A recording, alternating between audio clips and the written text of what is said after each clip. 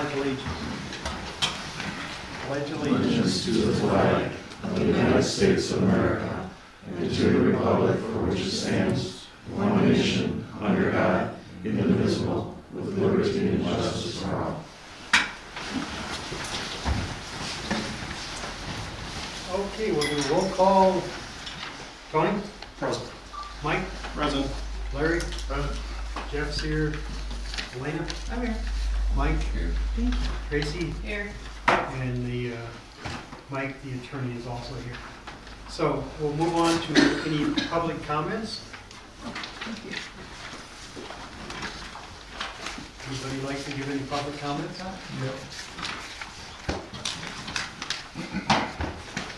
No sign-in sheet, Oh, that's all right. I got you, Dave. sure you know my name. This kind of regards tonight's meeting. I know we're on the agenda. I'd like to address the board tonight and reiterate that we are trying to work with the village. But you guys have not provided any response in order to, we don't know what we need to do at this point regarding this violation that's going on. In order to be compliant, we have not received any response from anyone. My attorneys haven't received any response. Every time that I reach out to Naomi, she says, talk to the lawyer. We don't get any response. So at this point, I don't know if I'm in compliance from our, January 12th meeting or not. So therefore, I can't fix anything if I don't know what's going on. The violation letter was written January 9th. And it should have been updated after our meeting January 12th, and it never was. I had reached out to Naomi the following day, sent over that new site map with erosion control on it. We took care of the erosion control the next day. I sent and texted pictures to her to be in compliance by our 3 o'clock deadline. Never received a response from her for that. So again, we've reached out to the staff multiple times. I resubmitted the erosion control map, as I said. I think at this point, we're trying to work with you guys, regardless of the past. I get it. You guys aren't gonna stop until we comply and we take care of everything, so I'm trying to work with you, but you guys need to try to work with us as well. So, I know in this closed session tonight, you guys are gonna be discussing, possible violations and stuff. And I'd like to, have you guys kind of think about, before you guys make any decisions, I'd kind of like to remind you guys that we are longtime citizens of Big Bend. We own and operate Extreme Exteriors that's been around Big Bend for 20 years. We contribute highly to the community, the Lions Club, the Rumble, all kinds of stuff throughout the years. And most importantly, I sat down and figured it out yesterday. We brought you guys a $7.5 million development when this is all said and done. That's what it's gonna come in at. That's roughly $100,000 to $125,000 in tax revenue to the village. We brought that to you guys. We could have chose to go to Mukwonago or Mosquito or wherever, but my attorney recommended that we get through this and I sell the property and we get out of Big Bend. And I said, that's not an option. We have ties to Big Bend. We've been here forever. Moving out of Big Bend is not an option. We have too many properties. We have too many businesses. We do not want to go down that route, but the village has to be willing to work with us if we're willing to work with you guys. And I'm not feeling that from you guys. So again, before you guys make any decisions tonight in closed session, I really hope you take that into consideration. Thank you. All right, thank you, Gene. Thank you, Jamie. Anyone else?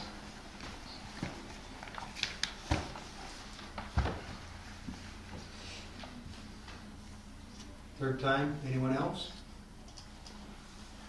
Okay, we'll move on. Fire department report. You, John. Okay, we had 14 calls for the month. We're currently working on a meeting with the Police and Fire Commission for 2 applications we have been reviewing. We're working on a grant for new SCBA air packs for the department. We have been looking at options and to see if we qualify for any grants. Items for the grant have been ordered and we're starting to receive items. Expecting our new monitor and cot sometime in February. We purchased 3 new first aid kits for the police department. Chief Gaglione will be putting them in service soon. And coming up in February on the 22nd, we'll be holding a family and friends, or friends and family CPR class for the community. There's no charge for the class. We just started advertising and, excuse me, and people can register through our department web email at bbfdpr@villageofbigbend.com. So, any questions or comments? Yeah, you want to put that on the sign out there? Yeah, I think Or is Sherry's it out been there? working. Oh, Yeah, we put it on the sign, but I'm also, if you want to have them call the library for people that don't go online, That's probably fine too. we just have to add that to physical flyer. Sure, I know Sherry's been, Yeah, we worked on Probably- this, and it's hard to see the email because it's so long. okay, I can work on that, but it still will end up being 2 lines on the sign, and some people Like will people understand drive that it, and some yeah. people won't. sure. Yeah, if you could do that, we'd appreciate it. Okay, so look at what we have out there already. It's got a cool little EKG thing on there. Okay. And John, I appreciate you getting your staff. Yeah, it's not gonna be a certified class or anything, but it'll show the basics. Well, I mean, you got your fire department staff to Laura and then also the certificates. I Yeah. appreciate that. So we have those on file for the insurance company. Okay. Saying something had happened, they could come back and we could show them, yeah, you have these people and they are certified in this or that. Sure. So, and I think you have some people that are certified in this but not this. Correct. So that's really up to you to make sure that they stay in their area of certification, Yes. so we don't get in trouble. Because today with liabilities, oh my gosh, Yeah. as Mike can tell you, people will sue. So, okay, thank you. All right. Chief, I got it. About the SCBA's. Yes. Are they reaching their end of life, the ones that you have now? They're getting close, yeah. I forget what year they were received with a grant, and I forget what year, through the Big Bend, when we were Big Bend burning yet. Okay. And, so, at Chiefs Convention, probably 4 years ago, the vendor there said, we should hold off for 4 or 5 years and then start applying for grants, so that's what we're gonna be doing now. Okay. So you would be looking to replace all of them at once? Yes. Or a staggered approach on that? If we can get a grant for the whole thing at once, probably all at once. Okay. How many units do you have, do you know, offhandedly? I know, Right I've seen now, the I think inventory before, but I can't. Right now, I think it's 15 packs total. So, yeah. All right. And that would be plus spare bottle for each one? The bottles, yes, we've have extra bottles for each one, Okay, so, all right. yep, Cool, thank you. sure. Thanks, Jim. Okay, Carla? You have my report in your packet, and I've been crunching a lot of numbers, so I decided to share a whole bunch of them with you. It will not be a test. I really was pleased to see what they sent us from Bridges, because finally I know how many items we have in our collective libraries. We have 24 libraries. We own 2,064,387 physical items, and 4,820 circulated last year. So the reason I'm bringing that up is to tell you that libraries still are in business, and we're doing well. Also, the electronic circulation, I've been talking about, that has gone up. Our physical checkouts were 14,000 last year, and we circulated 4,700 electronic items in addition to that. So that's helping our funding stay stable, which is really nice. And we're also, as a library system, really pushing our streaming. We have free streaming services free with the library card. We actually pay for that as a library. I wanted to let you know that I'm starting a food drive just for the month, and the food is going to Lakeview Terrace. It's a senior resident facility in McGuanago. And if you have a library fine, we'll waive it, if it's a Big Bend fine. Otherwise, you can just donate, which would be really nice. We have an adult reading program going on.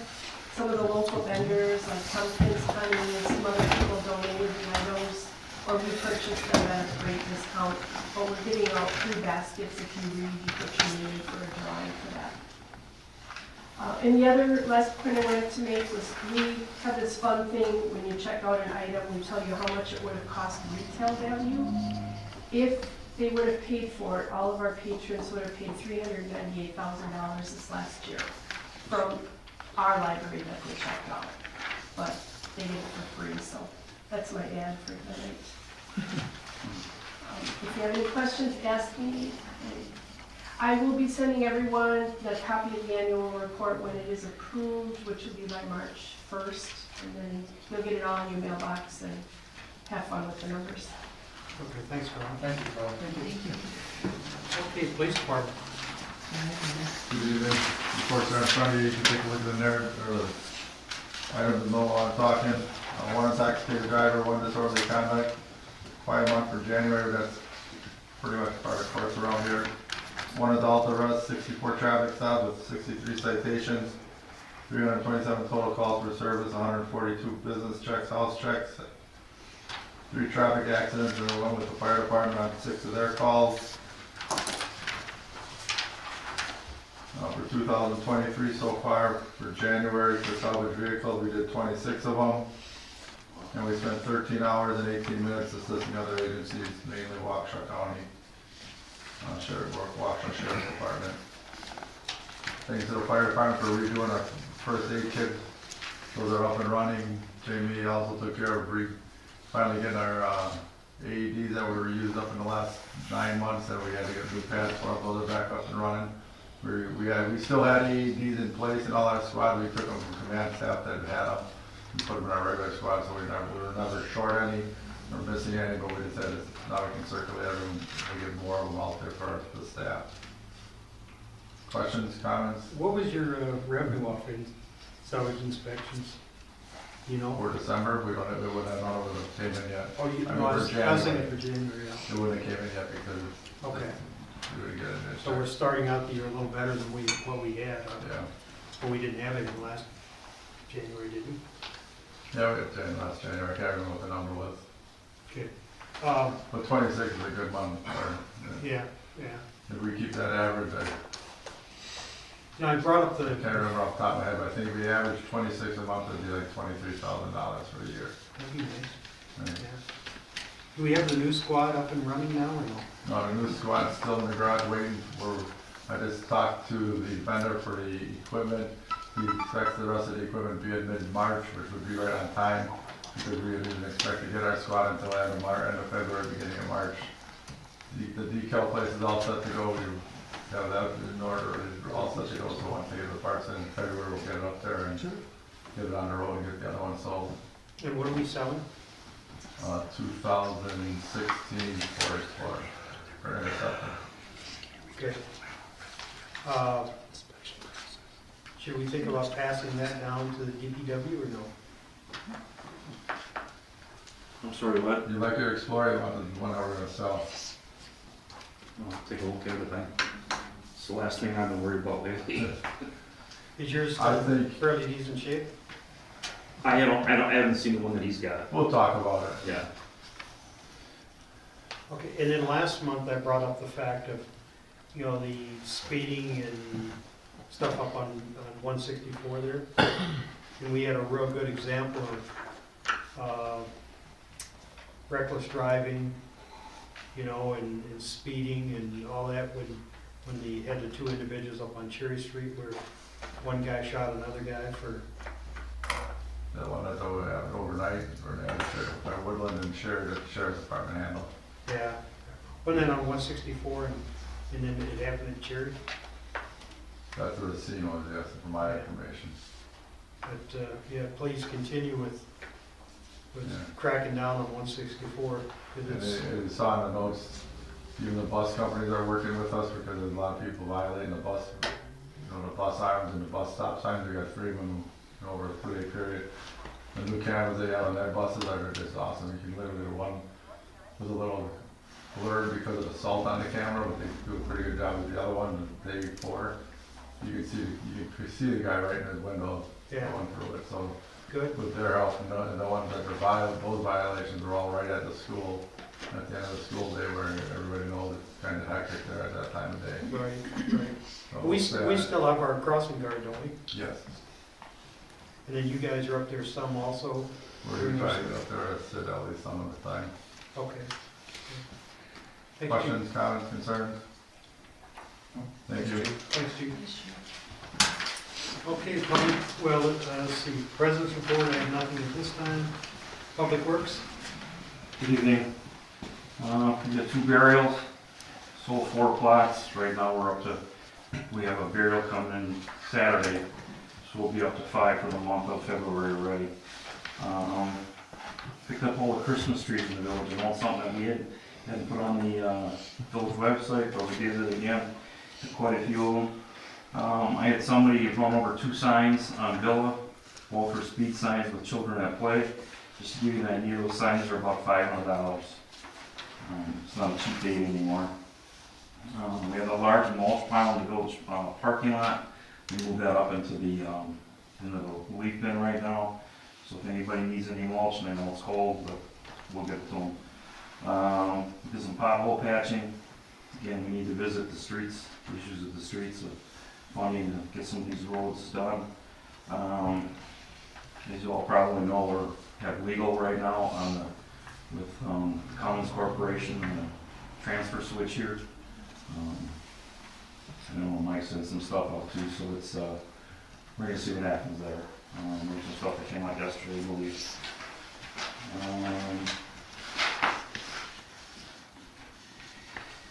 We were kind of lucky here. The New Berlin Pumas donated us a grooming machine for the diamonds, so that we don't have to use our tractors anymore because of the dust from those things just kills them. So I was happy with that.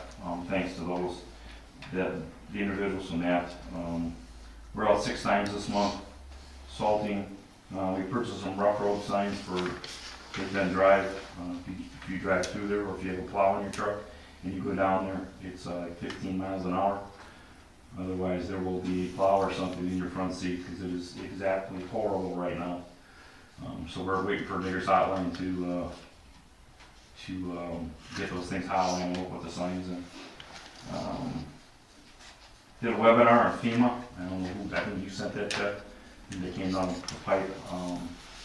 I took that. It's called No Impact and No Adverse Impact on Floodplain Management and Flooding Issues. And met with the representatives of Big Bend Burns Lions Club, and then I called for see if anybody else could come down. And Trustee Menzel came down, and we were able to talk with them. We're going to have Will Hine do an overlay on a GIS to see if we can fit the cars as they want them and we want them in there and still have room for fire trucks and anything else that's got to get through. So that's coming. It's not going to happen. It's not going to be done by next month, but at least it's something in the works so that we can get this parking problem squared away. Another issue which I did not tell you guys about, I had a meeting, I believe it was Monday, with WISTOP, which is Wisconsin Department of Transportation. The I-43-164 exchange is going to be done in 2026. Me and Will were invited up there because of infrastructure.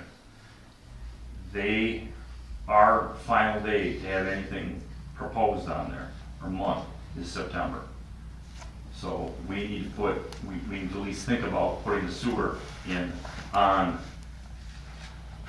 Woodland, at least underneath the freeway. Because they are going to redo all the ramps. It's going to be changed, and it's going to be quite a different change because you're going to be having cross traffic on 164, where you actually cross lanes. You're going to turn right to go left, and you're going to turn left to go right. So it's I was talking to Trustee Woody Schell today about that. This is a big project. Everything up there is going to be concrete, no more asphalt. So they're gonna have a moratorium on what we can do. So it's something that we need to get, at least have our stuff put together by September of this year. That's their 60%, and at 60%, the plan is done, except for electrical and plumbing or anything like that, or watersheds, so something for us to think about. So who do we have working on the sewer idea to get that done? Well, typically, Applied Technologies has done all our sewer stuff. So Will was with me at that meeting. That's why he was there. So that's what we're, I don't have the green light to give him the go-ahead, but I think it's gonna come up and talk to you real shortly. Because I don't think we wanna put the sewer down to 164. I think the sewer has to come up, at least put a piece in from Woodland to Vernon Lane and connect them under the freeway with bore and put the sewer in that way. Other than that, I mean, I think that's probably the best time to do it. Okay, we need to put some thought into it. Yep. Any other questions? Yes, Real quick, oh, go ahead, please. I recall when we did the road down here several years ago, that they wouldn't let us come to the concrete for these 10 years. Right. So if you're gonna do it, now's the time to do it. Other than that, it's a wait for 10 years. Right. Just real quick, Eric, as we were looking through energy bills and finance, just want to make sure we get some kind of feel, are buildings appropriately insulated, sealed up the best we can do? Is there work that needs to be done? And if so, maybe talk to us in the future and develop a plan to do that? Yeah, the building I'm in was built in '84. Right. There's some new doors that need to go on, maybe some new garage doors and some other stuff. Right. Fire department order's pretty new, but none of these buildings are, Insulated very well. well, they're insulated, but they're not, Right. I'm just looking there's for not a draft that doesn't blow through because it does. Yeah, like I said, with the energy costs nowadays, maybe some dollars into upgrading our efficiency may be warranted.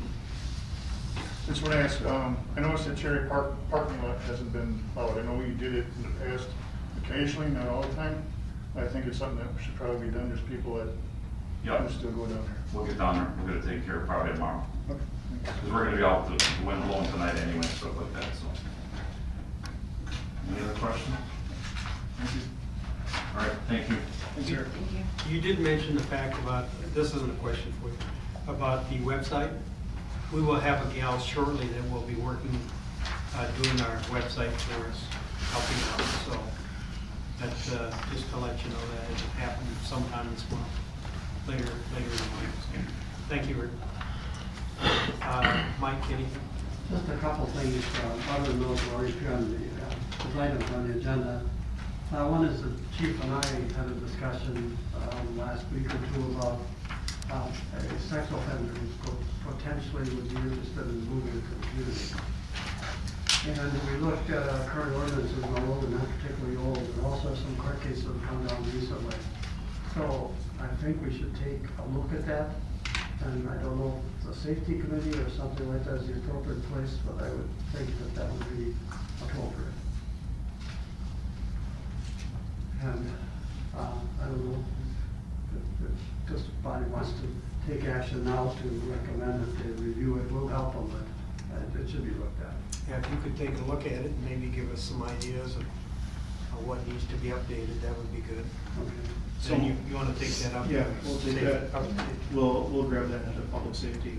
So Mike, I'll be in contact with you. I'm the chairperson on public safety.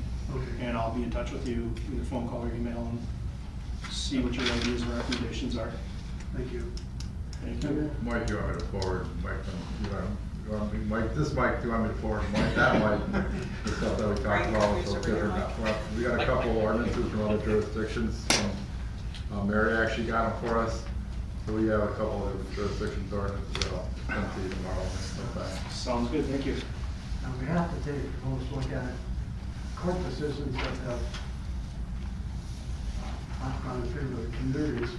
They're finding that empirical studies show, and this is counterintuitive to me, but anyway, court cases are saying that the rate of repeat crimes for one that's been convicted is no different than those of the general population. And that doesn't make sense to me, but I'll give you a Westbrook case and you can read it. So anyway, that's the one thing. And then the other is Cummins, I think Eric's trying to refer to. 2 days ago, we got the response from Cummins, which is that, which honestly I haven't had a chance to look at. And maybe, did I get it to you successfully? You did, yeah. Okay, so I guess between Eric and I, we're gonna talk about it and get back to you. And I think that's it, other than the items that appear on the agenda, we could take them as they come up. And you did send it to me, Mike, also, Okay, the communication between Cummins and you, okay. so I appreciate that. Yeah, we'll just have to see where we go with it. There's some options. I need to talk with Miller Electric, but you know, I you think can't. they gave us 3 or 4 options. Yes, they did, the last one was seemingly a good one. Does everybody know what we're talking about, is the generator?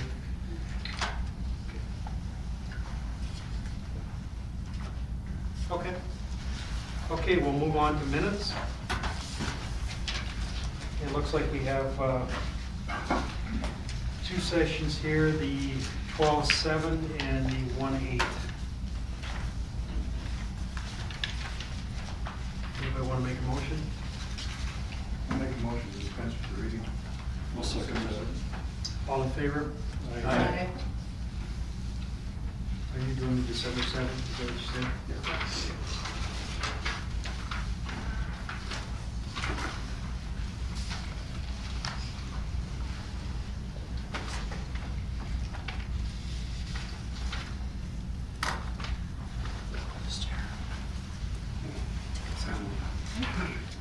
Oh, Naomi, here. Right up front. Thanks for coming. I was getting concerned. I was getting concerned. Oh, I didn't. My phone was gone. Thanks. Oh.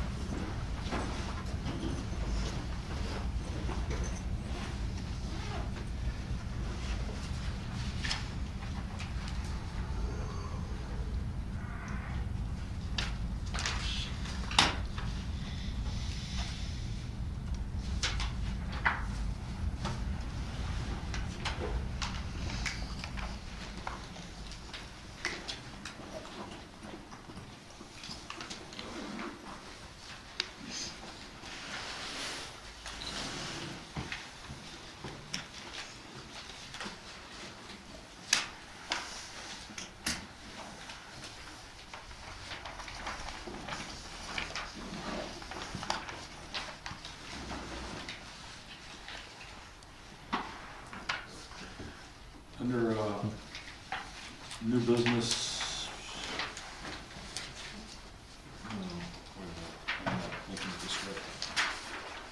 Yeah, under new business, part D. About 4 lines down, I think Dyer Department should be Fire Department. Probably.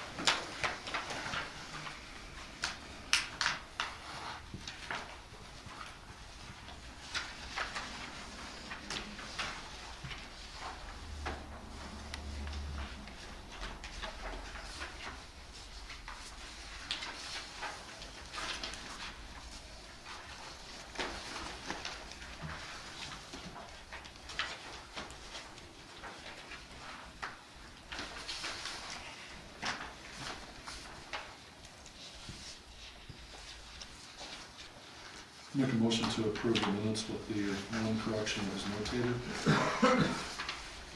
One second. All in favor? Aye. we'll move on to January 8th, but I believe the minutes say January 5th. Correct.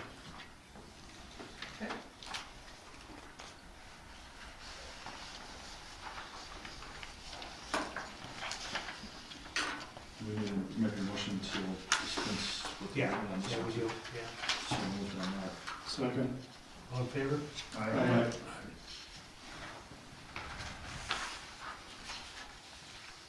So, hold on, Jeff. Before we make that correction, January 5th was the day that we actually had That's what I was minutes. just looking up.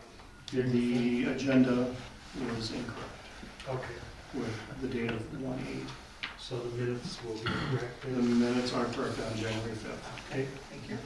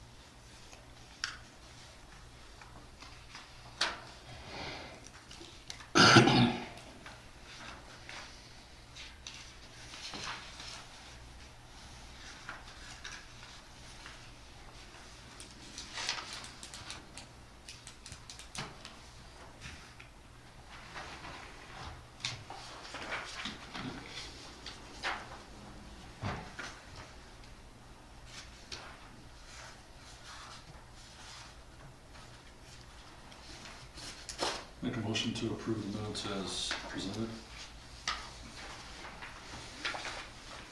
I'll second. All in favor? Aye.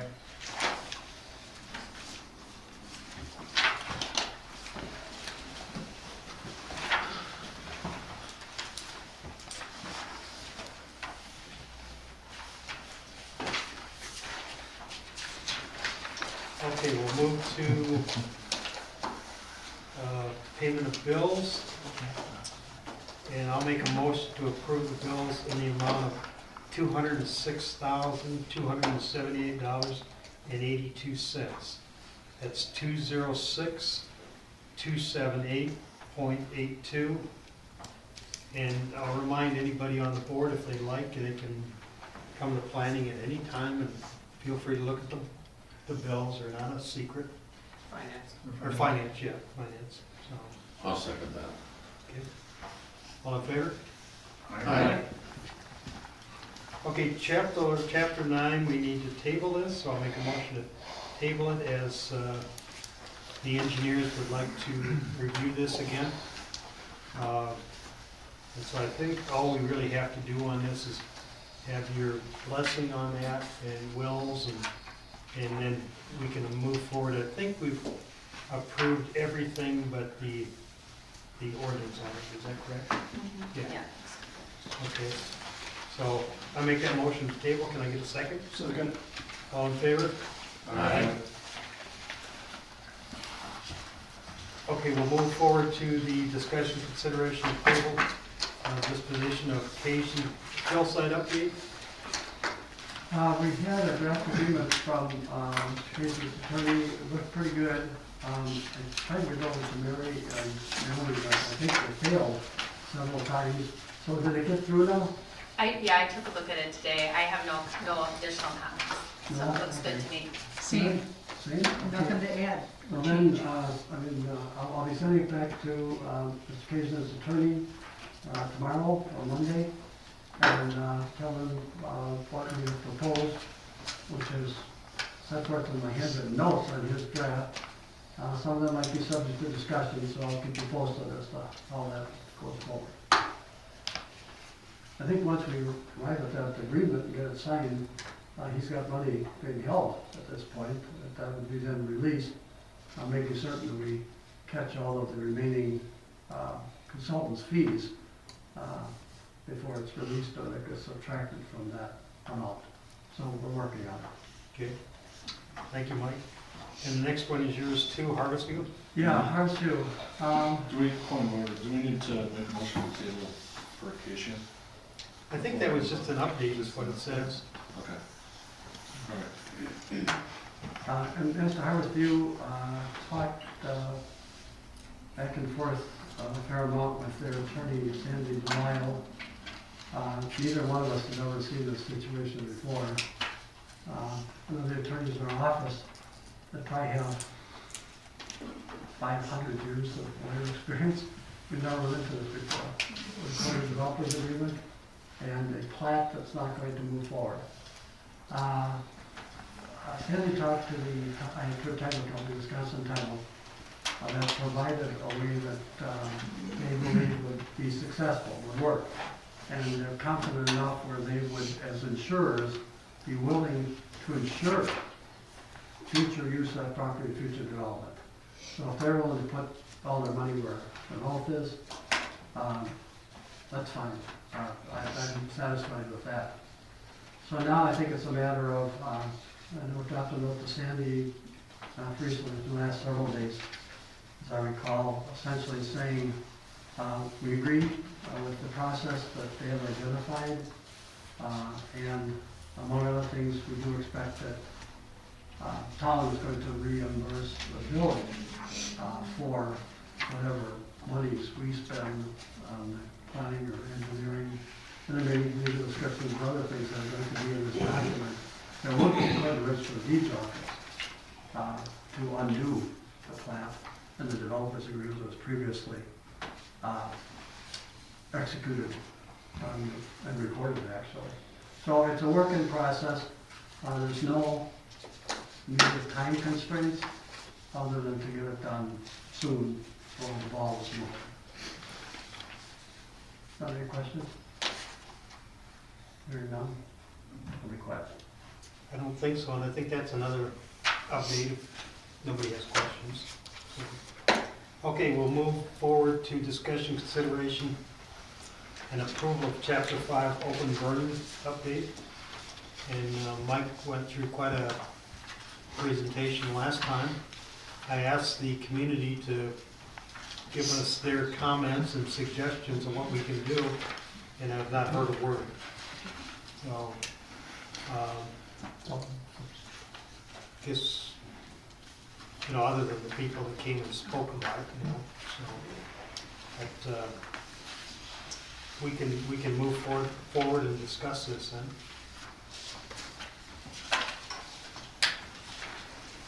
Thoughts?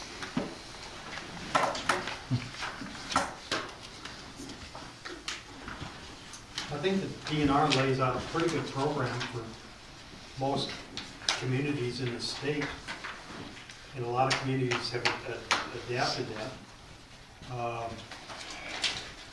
One of the big issues with that is the fire inspector giving exemptions, and I guess that was one of my big questions before, is with those exemptions, there was no limit on it. So you could have a fire as big as this building, and I can't agree with that. There's no documentation. No documentation on something, yeah. We're already controlled by a 4x4 fire size, Except for those exemptions that are given, yeah. except for an exemption. And I think that's where some of the concern comes in. And then, you know, we have people that don't even have businesses here that are bringing stuff in and burning it here. You know, which I can't see that happening at all. And then we do have businesses here that bring other material in here to burn. And of course, we do have to control, you know, what items are not allowed to burn. And we've asked people to come and bring, you know, the cardboard down to recycle. And of course, we get credit for that, to recycle cardboard and things like that. So, any thoughts, any comments here? I don't think we have to eliminate all the burning. I think personally myself, the 4x4 area is fine.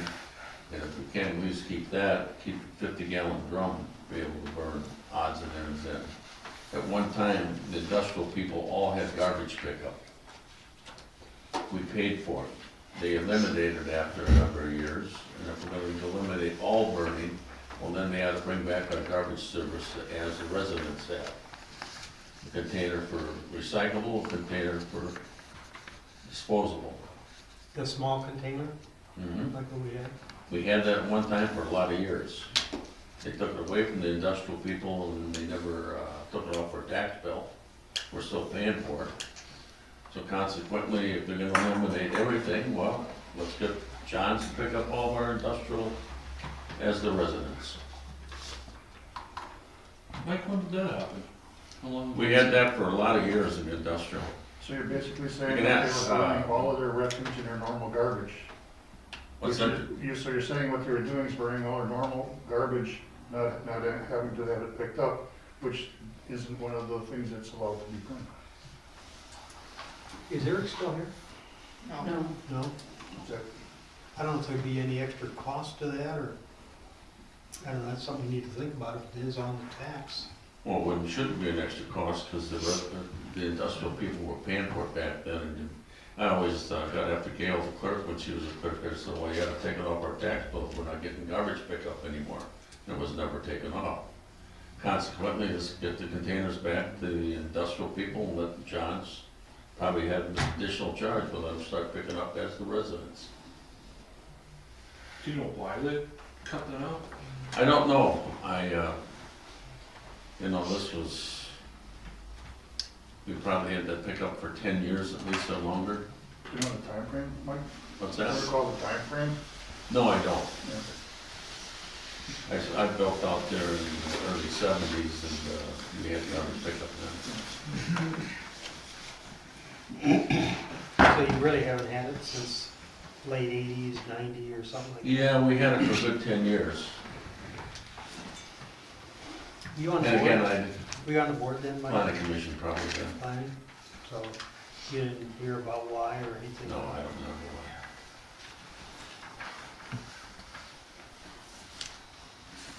why. Any other thoughts here on that? Any ideas from anyone here? Feel free to speak. Nothing more than we talked about last time. I think maybe you should take away the exempt of size. Take that out of there, but taking away all burning from businesses, it's just gonna turn businesses away. You know, it might even move some out of the village, who's to say? In the long run, if it costs them more to ship everything out to the dump, then it's gonna cost money to them. They just move somewhere else where it's cheaper for them. Just saying, you know, instead of just Xing it out right away because of particulates, I think it would be kind of ridiculous to do that. John, you have or Greg, did you have an opinion on it? I agree 100%. I think, yeah, the exemption size should be probably dealt with, but the 4x4 fire, that I think there's nothing wrong with it, and I think that people look forward to doing it. You know, I don't think people abuse it, and I think we should be able to continue that. Yeah, John, go ahead. Checking with New Berlin, I guess they let businesses burn that have like trees on the move and stuff like that. They can burn like branches and stuff like that they, in their businesses, they can do.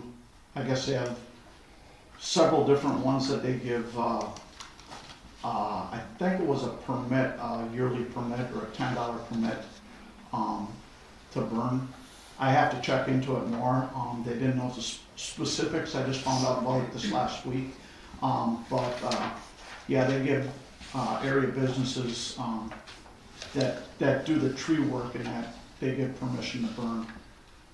Larger than 4x4? I believe so, but I really don't know. Some of those are out in, you know, bigger fields too, where they have 40, 60, 80 acres. And like I say, I didn't find out all the specifics. They didn't know the specifics right away, the person I talked to, but they do give some leeway on those type of businesses that are away from everything. And my understanding is Mukwonago doesn't have a burning ordinance out there. So I know Mosquito does, but just some of the stuff I found around the area here. You said that was New Berlin? New Berlin, yeah. I just seem to think instead of just Xing it out right away, we should, you know, nonetheless crack down on permits. You know, if we come up with the size, maybe, you know, figure something out with that. But instead of Xing it out right away, try some other type of restrictions or enforcing the current restrictions of some things that we have now. So, Chief, I know that we talked last month about cracking down, or to be able to use inspections to tell if a business is burning and, you know, at least make the suggestions that they should get a permit as it stands now and make sure that we know whenever they're going to burn. Did you guys have a chance to talk that through at all? If you had any further discussions on how you might be able to encourage that activity to happen? I don't know, as far as like when we do inspections, it's mostly interior stuff. They do walk around the outside, but most of the businesses, I believe, Mike, in the industrial park have burning barrels, correct? I mean, or Most of the small some of them that businesses, do, they have burning barrels, and I mean, I don't know how you tell. It was always good that, I mean, people could burn in the past, and so that was never an issue.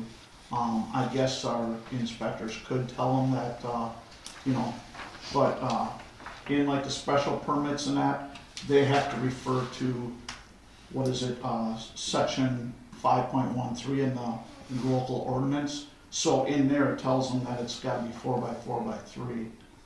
And so yeah, I don't know as far as doing anything in the industrial area anyway. So nothing really further than what you guys do now, which is... Yeah, I not mean, if much. there's a complaint, obviously, the police department's probably the first one to get the complaint and go check it out, but I don't remember us in quite a while getting a complaint from the industrial area, do you? No, I can't recall the last one, I have to look into it, but. Well, I'm not even talking just the industrial park, that just, Yeah, we haven't had any problems in general, through the years that I've been fire chief out here, with any type of, illegal burning. We had a couple piles that maybe weeds blew out and got away, got in the grass and started a grass fire, but nothing major. so at the end of this, if we, however the discussion continues to go and how this turns out, if it's not full exemption, but to make changes include, or, not a full ban on burning, but if there's, looking at the exemptions of the size and taking that away and things of that nature, do you feel that the fire department, through your inspections, would be able to help guide the businesses, or residents for that matter, and make sure that they're in some semblance of compliance while they're out doing their inspections? Do you think that that would be some I mean, task that we could impose to ask on to the fire department to help us with? I guess they could, possibly hand the business owner a flyer or something like that, you know, if we could make up a flyer, and let them know what's expected of them. I you know, just, I would thinking that think way. that it would be pretty easy to just, when you're out inspecting, to take a look and see, has this individual got a fire back there?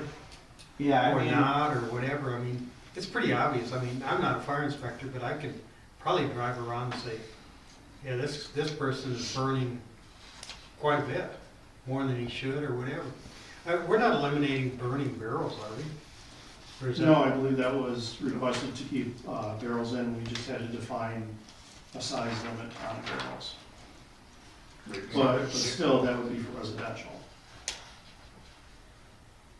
Could we add that in for industrial? Certainly, anything can be changed. It just becomes a matter of what industrial is burning versus what a residential person is burning. Well, you know, everybody's gonna have to follow the rules as far as what's acceptable to burn.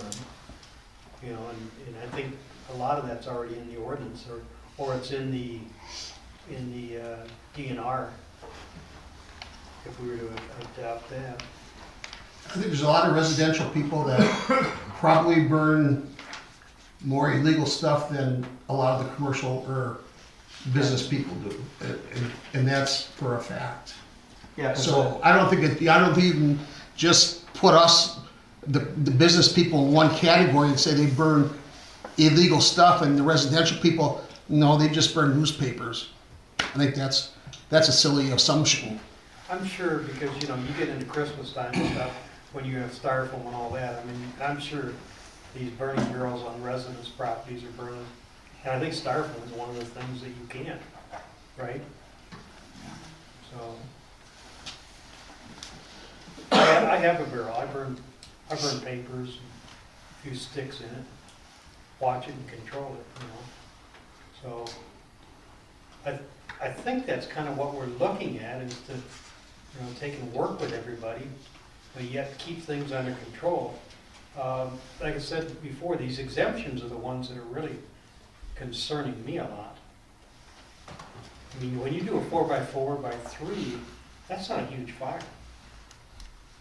I mean, it can get to be a huge fire, but and I think it's something we have to follow up on with our inspectors, with our fire department, our police department. They're always out driving around, and, you know, they know. I mean, most of the time the exceptions, well, all the time, they go out and look at them and make sure that they either have, equipment there to put it out, and they let us know when they're gonna burn it. We've never had an issue with, the exemptions that we've given out. Bill always goes out and looks at them prior to, tell them not to, start it if the smoke is gonna, you know, go on the neighbor's property, that type of thing. Yeah, I don't know what the answer is over the whole community, you know? I tell you, I could drive down 164 and I can tell you who's burning leaves on 164. And most of it does come from the Vernon neighbors down there, and I mean, the smoke is rolling. So it's easy to detect who's burning.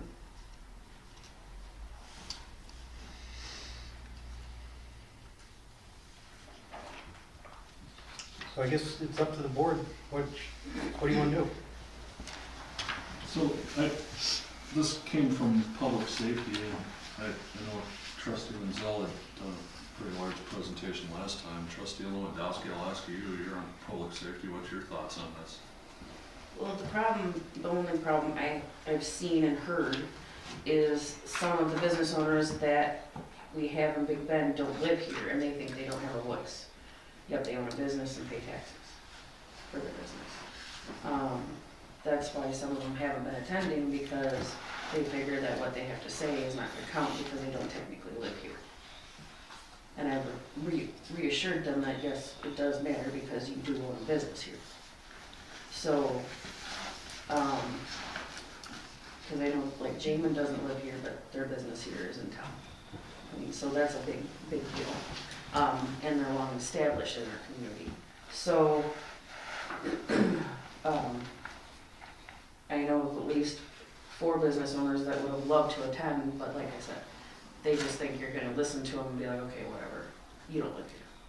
Well, no, I mean, that's why we're kind But- of having this open forum Correct. a little bit. But it might help if you send something out to the businesses to let them know what changes are going to be made or might be made, and then they might show up and more voices will be heard.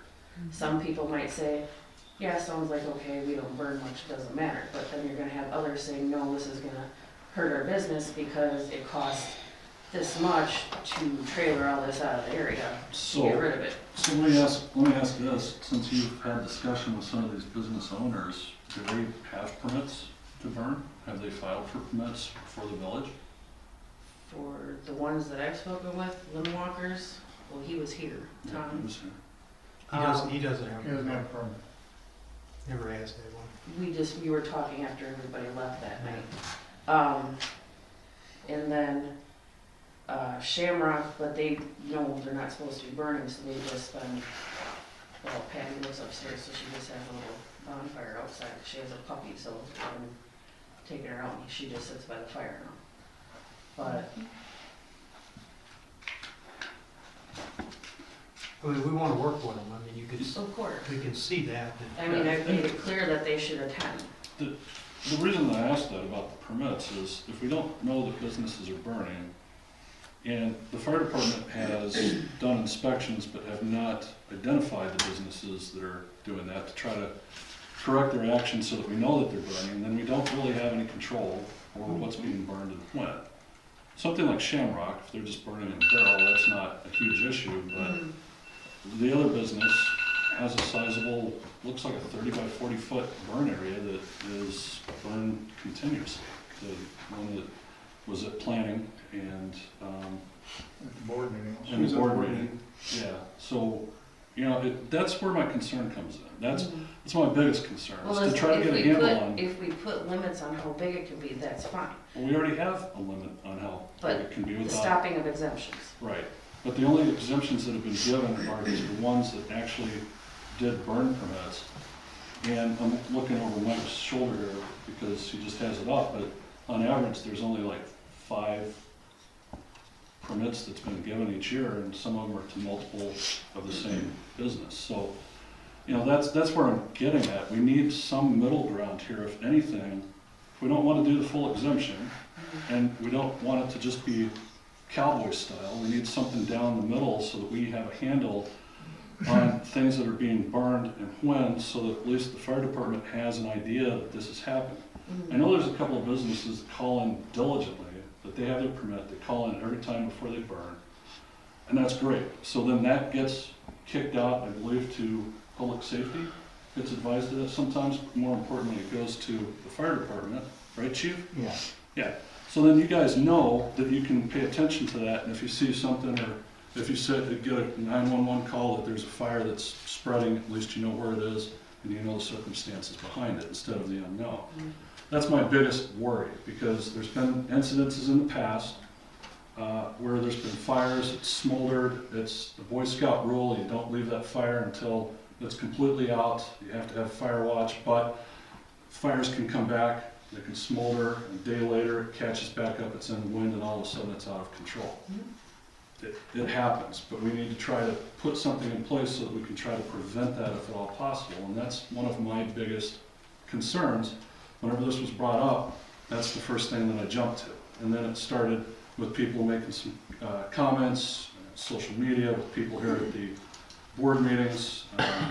You know, it kind of solidified, strengthened my thought on that we need to find a pathway. And it kind of starts with the fire department, maybe giving us an idea of how they can better control these fires if we do allow them to continue to go, and what they feel comfortable with size and with notifications, and you know, it just simple permits.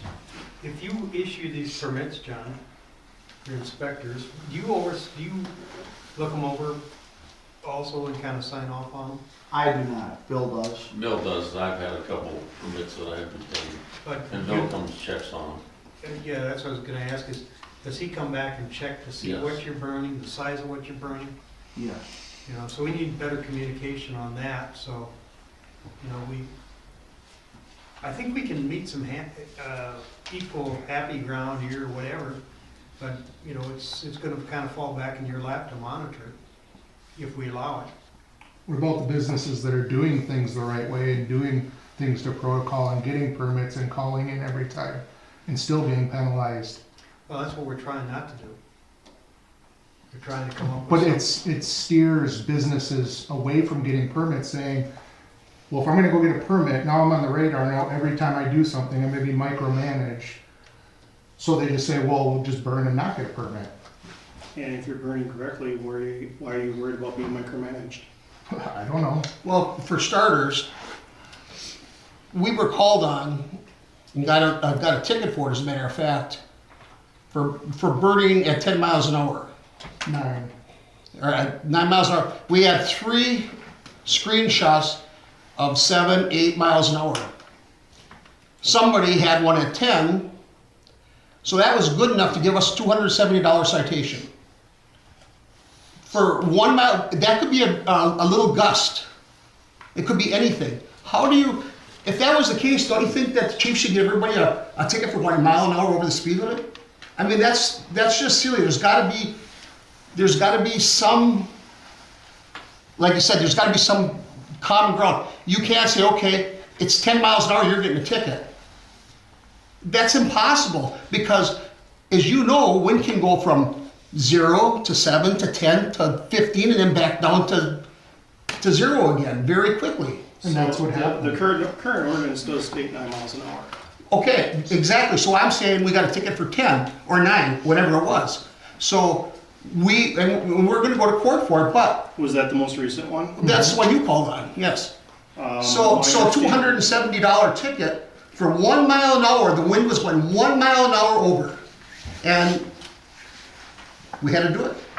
So if I do my due diligance in the morning and say, okay, we're gonna burn brush, and I look on WeatherBug, Weather Underground, and it all shows speeds of, say, 6 to 7 to 8 miles an hour during the day, and I go and I text the chief and I call down to the village and I do my due diligence and I go through all the proper channels and I look on all of the weather apps to say, okay, it's okay to burn, and then by chance the wind kicks up, or they call the police department, and the police department is going out of the county, which is what, East Troy?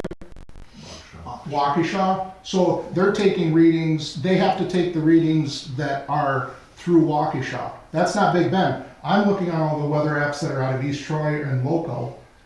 How am I supposed to make that assumption? Once it's burning, it's burning. It isn't like it kicked up to 20 miles an hour, you know. But again, what's the incentive for people to go and do things the right way?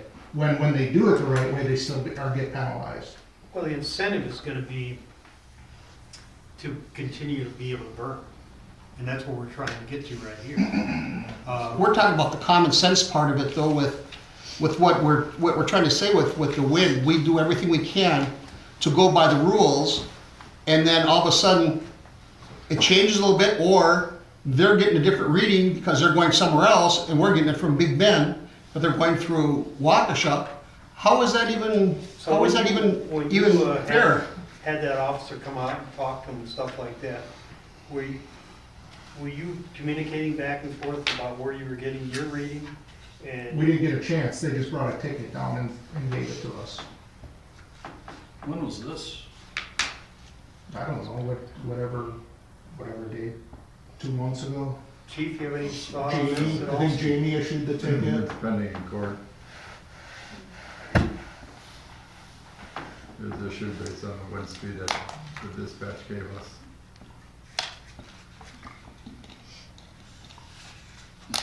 Maybe, honestly, that's all I can say, because it's pending in court. John, do you think we can trade this out so we can work out something so that we can all work together, or? Yeah, I guess I don't know what the answer is. If we made some type of flyer that the inspectors could take with them when they go out and do their inspections, if that would work, to try and get more information out there to the public and the industrial area. Obviously, the I think we need to inspectors get don't it go to in the. everybody, residents, business, the whole 9 yards, so everybody knows what our burning situation is. But if we do allow it, we're gonna have to enforce it. If you don't have a burning permit, you deserve a ticket. And if you're burning when it's 15, 20 miles an hour, you deserve a ticket. Can I ask you one thing? How come all of a sudden this is such a big deal? And like Chief said, in all the years, he's never had a problem. I've never seen a problem. So one fire might have got a little smoky or something. Does it really warrant this type of discussion for everybody to drop everything for this particular cause? I mean, there's never been a problem. Now all of a sudden there's a problem. Well, I don't know why.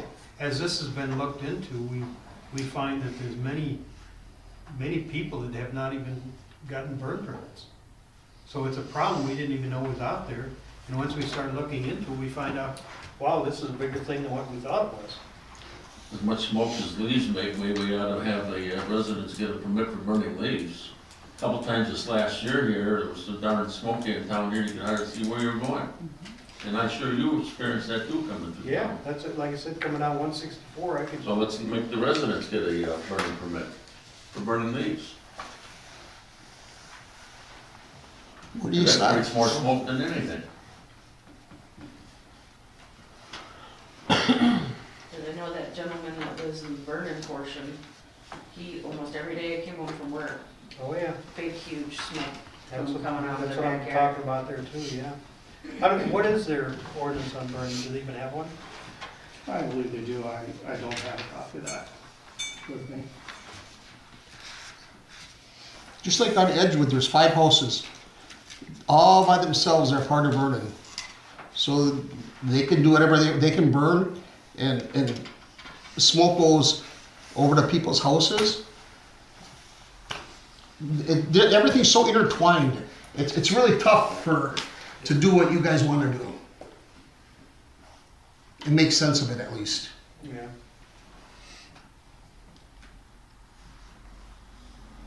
Any other thoughts? Want to send it back to public safety and have them figure this out and bring it back up? Chief, do you have, Chief Ludwig, do you have a copy, do you guys have a copy of the proposed regulations? Have you guys? The proposed ones, I don't have it on me right now. but No, I mean, have you I seen? believe, Have I you believe been- it was emailed to us, yes. I looked at it back, what was it, a month ago probably. I'm before our wondering, last- I'm wondering if I might be able to encourage your staff to take a look at it and see what your comments are specifically on how you would be able to help manage some of those items. Or what you would suggest to try to say, okay, instead of this, maybe we could propose this type of language coming from the fire service, side of the house on it. Again, trying to find some middle ground. I'm not discounting anything that you say because you're absolutely right. We're intertwined more now, not only between Big Bend and Vernon than we have in the past, but also intertwined between businesses and residential. And we just need to find common ground to try to get through to make everybody at least some semblance of happy off of this. So I'd encourage you guys to take a look at it and encourage public safety to take a look at it and see what we could do to try to find that ground. I don't know. It all boils down to me again on how we can make sure that we know what's happening inside of the village and be able to work with residents and businesses to make sure that we're not causing a situation that's going to cause hazards. Yeah, so much as unanswered, even though the burning permits, the exemptions, it's not specific at all. Ralph Lamas, number 2. Is that for the exemption for a specific date? Is that for the whole year? So the burning permits, the way those are listed out that you're looking at, the 1, 2, 3 is just the permit number that was issued for that year. But on this, there's no designation as to a specific date. Is it good for a year? Is it good for a month? I think we need The actual permits themselves are more specific. This is just an overview that I created of the roughly 15 permits over the last 3 years that have been issued, and each and every one of them has been issued with an exemption from size.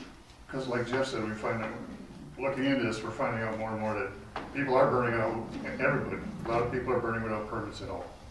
Some of the businesses are burning stuff exceeding the size limit and not getting exemptions. Some people are burning stuff, getting exemptions and burning stuff that they shouldn't be. Me personally, I have an issue with, in particular, businesses bringing stuff into our community on a fairly regular basis and burning it from stuff outside our community, bringing it in and burning it. Because if the surrounding communities have stricter violations, all it does is encourage people to bring it into our community, which I don't think is right. But we've seen there's been a lack of enforcement on our police department and our fire department. I mean, there's been no documentation even on Bill Brunk's, whatever he's given exemption, as far as I've seen, there's no documentation to prove that he ever did it. And Bill Brunk's not in town every day. So I think there's a number of things we need to look at. Yeah, I agree with Larry. I can't go along with bringing stuff from other communities here. If we're gonna allow this, then we should allow burning of things here. And that's a big thing with the DNR too, is, you can't take wood or whatever and run it all over the countryside and burn it. It has to be, I don't know how it all states, Mike, you know Mike better. Well, it needs to be generated on the property, and the DNR is also very specific about burning construction material and treated lumbers. So treated lumbers are forbidden. You're not supposed to be burning them. Yeah, there's a reason for that. And a lot of this has to do with public safety. Plus, we don't want to have a huge fire and these burning permits maybe should have a particular date on them, so you know when it's happening or whatever too. And of course, that's gonna vary depending on the wind and stuff like that, Or the ones that get the permit can call in and say, hey, we're gonna do this, and then you're notified. So, I would like to see this go back to public safety, and then work with the fire department, and, let's see if we can't come up with some middle ground, and if we can't, then we'll move forward with, possibly taking a look at eliminating the burn. So I'll make that motion to send it back to. I'll second that. Okay. All in favor? Aye. Hey, Jeff, I I'll can get abstain. something on that? Yeah, oh, sure. Yeah, as it goes back to safety, and this is true for all ordinances, and create some sort of standard that the resident is expected to operate within. Be as objective as you can. Using words like reasonable or things such as that become difficult to enforce. So as you go, as the safety committee goes through this again, make sure you look at how objective is this so that the resident knows what they can do and can't do, and so it's able to be enforced more easily. Okay, thank you, Mike. Mike, did you abstain? Yes. Okay, discussion, consideration, approval of letter of credit reduction phase 1 and phase 2 for Lake Park condos. I think that's in your package here. You want to speak for that? Sure. This is passed up from the Plan Commission. Lake Park Storage Condos, phase 1 and phase 2 is currently under construction. And based on our site visits and inspections, we're recommending a reduction in the letter of credit based on completed activities as shown in the attachment. Any questions at all regarding that? This was approved at planning, by the way, both credit reductions.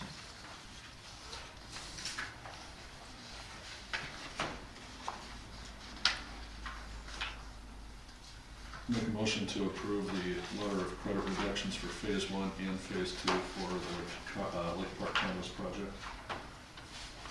I'll second that. All in favor? Aye. Aye. That passes.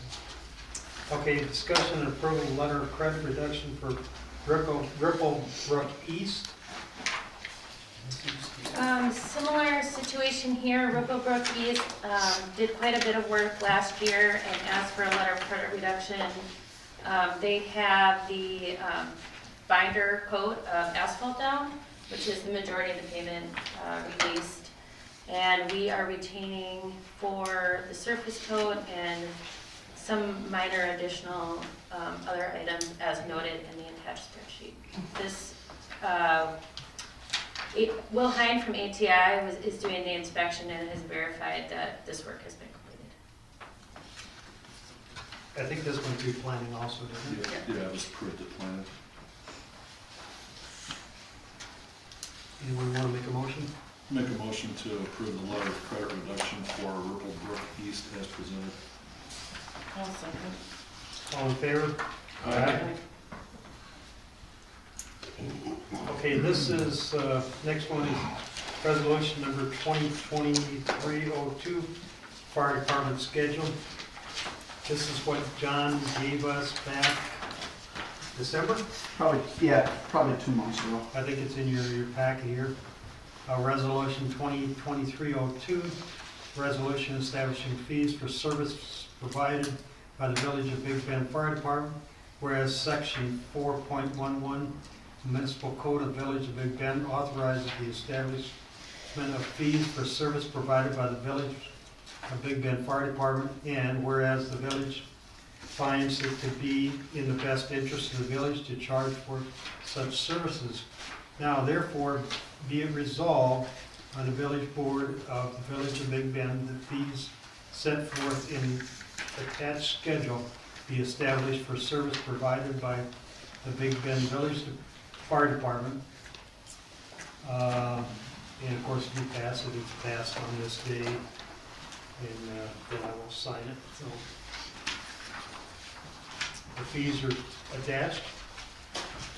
Would you like to talk to this, John?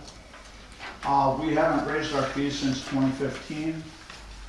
We did a comparison of our fees compared to Vernon, Mukwonago, Lake Country, Western Lakes, and we feel this is some middle ground somewhere that we should be good with right now. So this is an increase over like last year? Or you haven't increased it again? We haven't increased it since 2015. Okay, all right.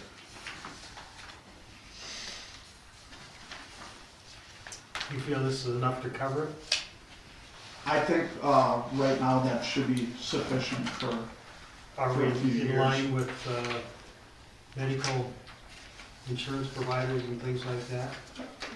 What was that first part, Are Chuck? we in line with what medical insurance covers and stuff like that? That part, yeah, it all depends on the call, what you get back from some of those.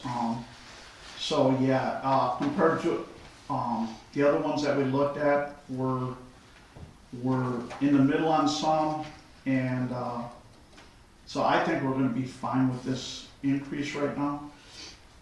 Do you accept what a insurance company will pay then? If Yeah, and that all goes to our billing company, and we really never see, you know, But don't you determine what you will accept or not?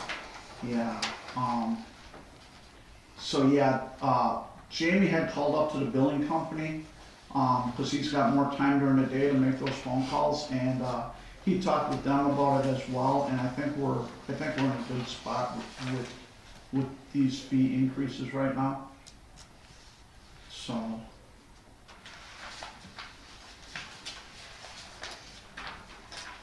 Okay. Any other conversation? Anyone like to make a motion? Make a motion to approve the fee increase. Do a second? I'll second. All in favor? Aye.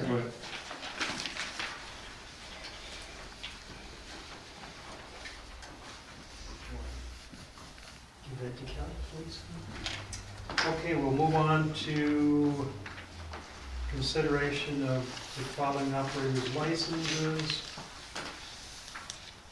Public safety, This appeared after last month's public safety, and we did not have a meeting until next week. So this has never been through public safety, but I will defer to the police chief and This is for Kevin King, for bartending at the Lions Club. I don't see any issue. It doesn't have a restriction from having a bartender's license, so I recommend due to the timeliness or the need to get it done, that the board approve it at the board level and does not have it go to public safety. I don't think public safety would have any issues with that, Tracy. As long as the chief is agrees with it. I think it was just a timing issue, like you said, is what's going on. kind of a normal thing for the club, right? Okay, do you have a motion? I make a motion to approve the operator's license, for the Big Bend Lions Club for Kevin King. I'll second. All in favor? Aye. And that Jeff, do we have to take any action on the temporary Class B retailer's license? Because it was included in here, but not, there wasn't anything on the agenda for it.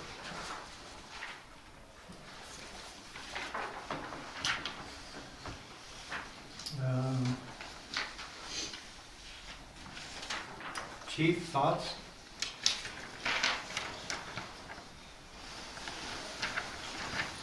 I guess this would totally be a different subject, wouldn't it? Yes, it would. So, yeah, why don't we, When do they need this by? Their chicken barbecue, which is 219. and that's another, we can bundle them together, I would think, would that be okay, Mike? I will say yes. Because it shows that Kevin's the one that's in charge of it. Right. And that's a normal yearly function for them. That's a yearly function thing, and I got a funny feeling it might have been cut off on the bottom of the agenda when they typed it up or something, because this is a yearly thing for them since I've been here, I think. Right. Got a motion to bundle them together and I'll make a motion to bundle both the application for operator's license and application for temporary Class B retailer's license based on Attorney Sugar's advice. I'll second. okay, all in favor? Aye. Thank you. Okay, now number 8, we'll go into closed session. Closed session, Village Board of Village of Big Bend will enter in a closed session as permitted pursuant of Wisconsin statute. I don't have the staff there, but I'm sure we can get it when you. We have to have a roll call. Okay, I've got to read it all off, yeah. For the purpose of deliberating or determining the manner and timing of enforcement to be applied to the current zoning violation, unapproved and unpermitted use of property located immediately east of and adjacent to S86W 22900 Peterson Way, BBV 20679620002. So, I will take a motion to go into closed session. Make a motion to go into closed session. I'll second that motion. Okay, we'll have a roll call vote. Tony? Aye. Mike? Yes. Larry? Yes. I'm a yes. Mike? Aye. Okay.